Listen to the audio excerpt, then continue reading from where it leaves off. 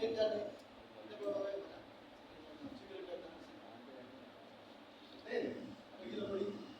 Gossip එකක් කතා කරන්නේ ඒ සෙට් එක. ඒව කට්ටිය දුක දුරකට කලබල කරනවා. හැබැයි නායකයට ඔක්කොම ආදරය කරනවා. ඇයි ඒ? ඇයි නායකයට ඔක්කොම ආදරය කරන්නේ?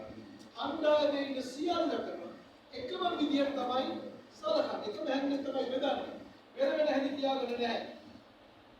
එකම හැංගෙන් බෙදෙන නිසා තමයි නායකයාට හැමෝම ගරු කරන්නේ. එයාගේ වටේ හැමෝම ඉන්නේ.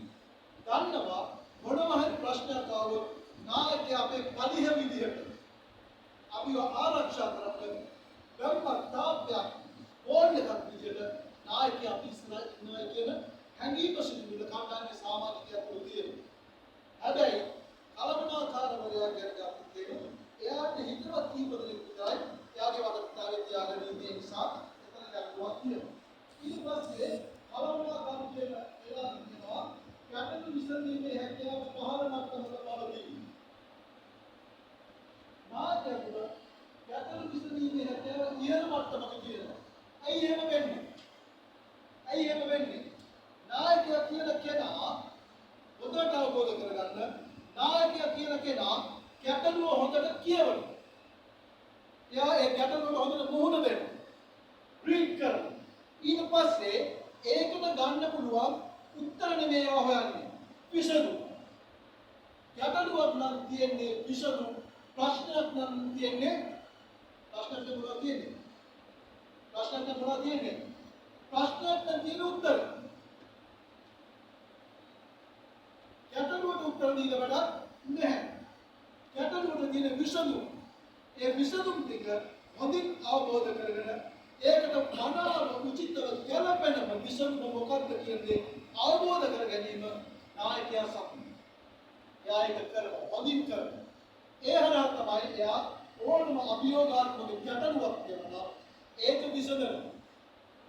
ඉහළ ප්‍රතිශතයක් පෙන්වනවා එයා. ඉහළ දක්ෂතාවයක් පෙන්වනවා ගැටලුවක් විසඳීමේදී.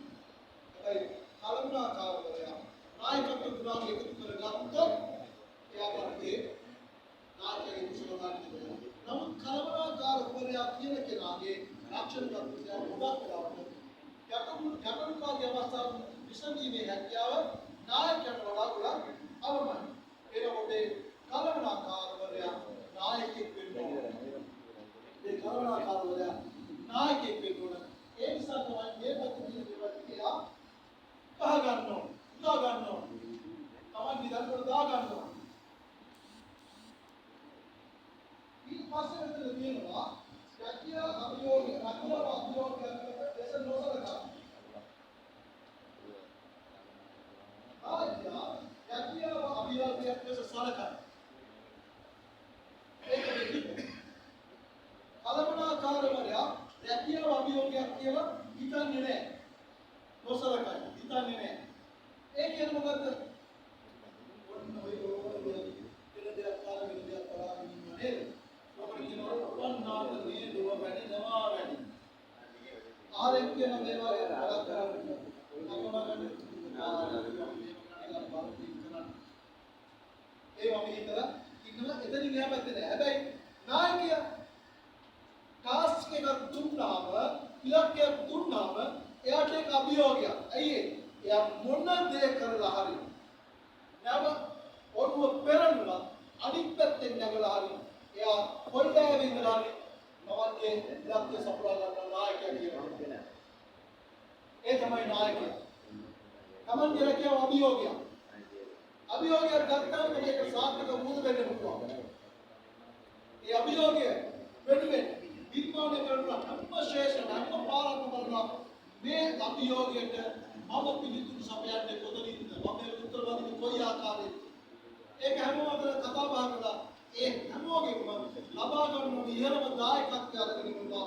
ඒ අභියෝගය සාර්ථකව ජයග්‍රහණය කරනවා. ඒ සාර්ථකව ජයග්‍රහණය කරන කෙනෙක් තමයි කවුද? අර්ජුන රණතුංග. අර්ජුන රණතුංග ඒ අභියෝගයේ සාර්ථකව ජයග්‍රහණය කරන කෙනෙක්.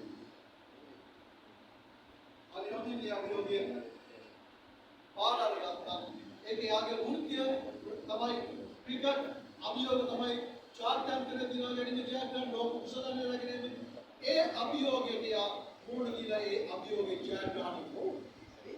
මේ තමයි නායකය. මට එකතැනදී අමතක වුණා වෙලාව ගැන කතා කරන්න වෙලාවට එන්න කිව්ව වෙලාව වැඩ කරන්න කිව්ව කියලා. රයිට්. මම මේ විදියට යනවා.